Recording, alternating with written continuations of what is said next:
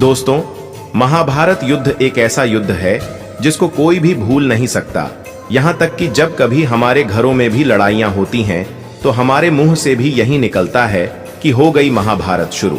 तो दोस्तों, आज हम आपको बताएंगे कि महाभारत के कुल 18 दिन में क्या क्या घटना घटी थी।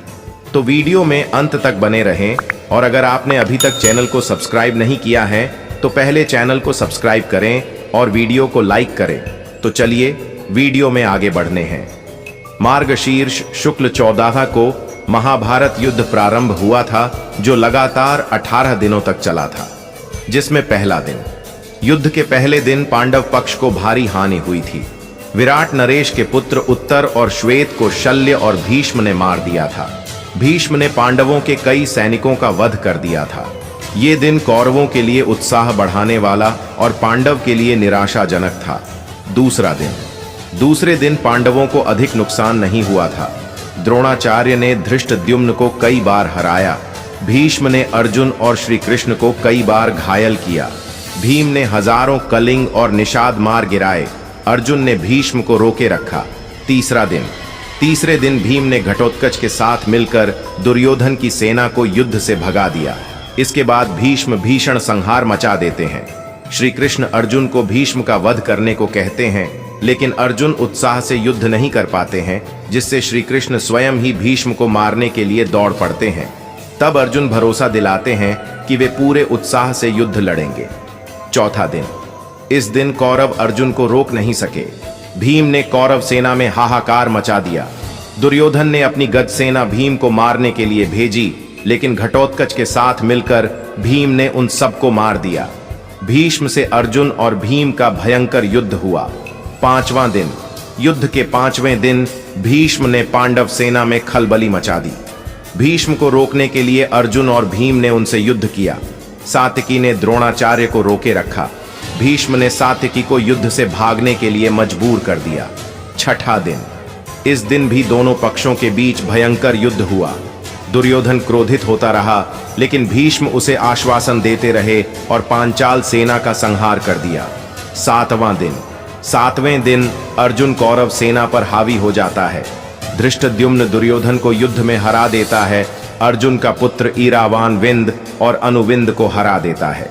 दिन के अंत में भीष्म पांडव सेना पर हावी हो जाते हैं।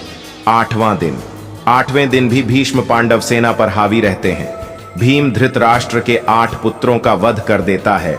राक्षस अंबलुष अर्जुन पुत्र ईरावान का वध कर देता है। घटोत्कच दुर्योधन को अपनी माया से प्रताड़ित करता है। तब भीष्म की आज्ञा से भगदत्त घटोत्कच भीम, युधिष्ठिर व अन्य पांडव सैनिकों को पीछे ढकेल देता है। दिन के अंत तक भीम धृतराष्ट्र के 9 और पुत्रों का वध कर देता है। नवें दिन दुर्योधन भीष्म से कर्ण को युद्ध में लाने की बात कहता है। तब भीष्म उसे आश्वासन देते हैं कि या तो श्री कृष्ण को युद्ध में शस्त्र उठाने के लिए विवश कर देंगे या किसी एक पांडव का वध कर देंगे। युद्ध में भीष्म को रोकने के लिए श्री कृष्ण को अपनी प्रतिज्ञा तोड़नी पड़ती है और वे शस्त्र उठा लेते हैं। इस दिन भीष्म पांडवों की सेना का अधिकांश भाग समाप्त कर देते हैं। 10वां दिन, इस दिन पांडव श्री कृष्ण के कहने पर भीष्म से उनकी मृत्यु का उपाय पूछते हैं। भीष्म के बताए उपाय के अनुसार अर्जुन शिखंडी को आगे करके भीष्म पर बाण ही बाण चला देते हैं। अर्जुन के बाणों से भीष्म बाणों की शैया पर लेट जाते हैं। 11वें दिन कर्ण युद्ध में आ जाता है। कर्ण के कहने पर द्रोणाचार्य को सेनापति बनाया जाता है। दुर्योधन और शकुनी द्रोण से कहते हैं कि युधिष्ठिर को बंदी बना लेंगे तो युद्ध खत्म हो जाएगा। दुर्योधन की योजना अर्जुन पूरी नहीं होने देता है। कर्ण भी पांडव सेना का भारी संहार करता है। 12वां दिन, युधिष्ठिर को बंदी बनाने के लिए शकुनी और दुर्योधन अर्जुन को युधिष्ठिर से काफी दूर भेजने में कामयाब हो जाते हैं, लेकिन अर्जुन समय पर पहुंचकर युधिष्ठिर को बंदी बनने से बचा लेते हैं। 13वां दिन, इस दिन दुर्योधन राजा भगदत्त को अर्जुन से युद्ध करने के लिए भेजता है। भगदत्त भीम को हरा देते हैं, अर्जुन के साथ युद्ध करते हैं। श्री कृष्ण भगदत्त के वैष्णवास्त्र को अपने ऊपर लेकर अर्जुन की रक्षा करते हैं। अर्जुन भगदत्त की आंखों की पट्टी तोड़ देता है, जिससे उसे दिखना बंद हो जाता है। अर्जुन इस अवस्था में ही उनका वध कर देता है। इसी दिन द्रोण युधिष्ठिर के लिए चक्रव्यूह रचते हैं, जिसे केवल अभिमन्यु तोड़ना जानता था, लेकिन निकलना नहीं जानता था।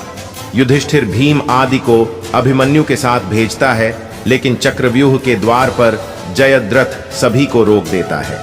केवल अभिमन्यु ही प्रवेश कर पाता है। वह अकेला ही सभी कौरवों से युद्ध करता है और मारा जाता है। पुत्र अभिमन्यु का अन्यायपूर्ण तरीके से वध हुआ देखकर अर्जुन अगले दिन जयद्रथ वध करने की प्रतिज्ञा ले लेता है और ऐसा न कर पाने पर अग्नि समाधि लेने को कह देता है। 14वां दिन। अर्जुन की अग्नि समाधि वाली बात सुनकर कौरव जयद्रथ को बचाने की योजना बनाते हैं। द्रोण जयद्रथ को बचाने के लिए उसे सेना के पिछले भाग में छिपा देते हैं, लेकिन श्री कृष्ण द्वारा किए गए सूर्यास्त के कारण जयद्रथ बाहर आ जाता है और अर्जुन वध कर देता है। इसी दिन द्रोण द्रुपद और विराट को मार देते हैं। 15वां दिन।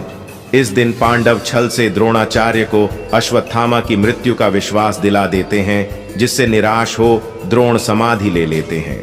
इस दशा में धृष्टद्युम्न द्रोण का सिर काटकर वध कर देता है। 16वां दिन। इस दिन कर्ण को कौरव सेनापति बनाया जाता है। इस दिन वह पांडव सेना का भयंकर संहार करता है। कर्ण नकुल सहदेव को हरा देता है, लेकिन कुंती को दिए वचन के कारण उन्हें मारता नहीं है। भीम दुशासन का वध कर देता है और उसकी छाती का रक्त पीता है। 17वां दिन। 17वें दिन कर्ण भीम और युधिष्ठिर को हरा देता है, लेकिन कुंती को दिए वचन के कारण उन्हें मारता नहीं है। युद्ध में कर्ण के रथ का पहिया भूमि में धंस जाता है।